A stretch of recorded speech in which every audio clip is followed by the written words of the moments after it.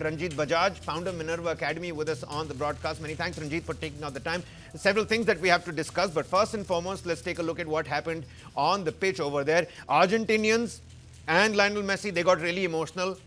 But what's your take on the VAR call? I mean, people are saying if the previous one was supposed to be a foul, this one should have been a foul as well. Either both are foul or both are not a foul.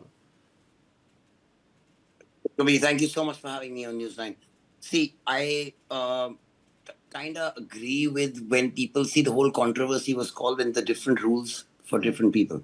Now, if that VAR, they said they checked the VAR for the Egyptian call and they didn't find it a foul. But if nowadays, when you see the referees have started with a mouthpiece, actually started telling the whole audience why, or the spectators, why it was called a foul, why it's a penalty, why it was whatever the decision is. That's for more transparency and accountability. Simple as that.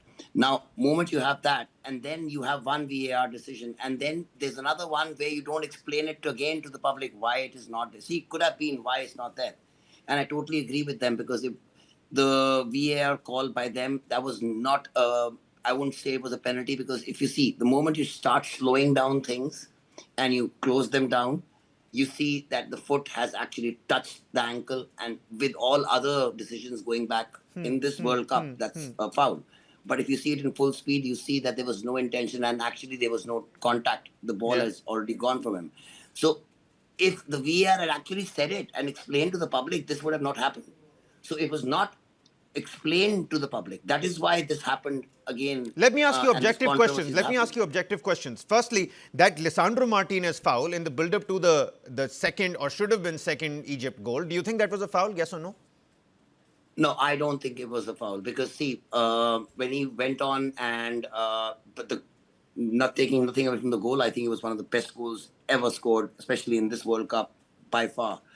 The dribble for that goal as well. I mean, the wing play was immaculate. Oh my God! I mean, just doing, and that's showing that the cream rises to the top. When your country needs you, the legends rise. And if this was a World Cup which happened 4 years ago, that would have been a goal. Why? There was no VAR. Simple as that. Imagine, it's just about time. Yeah. And nowadays, the kids these days have never grown up without a VAR in their lives.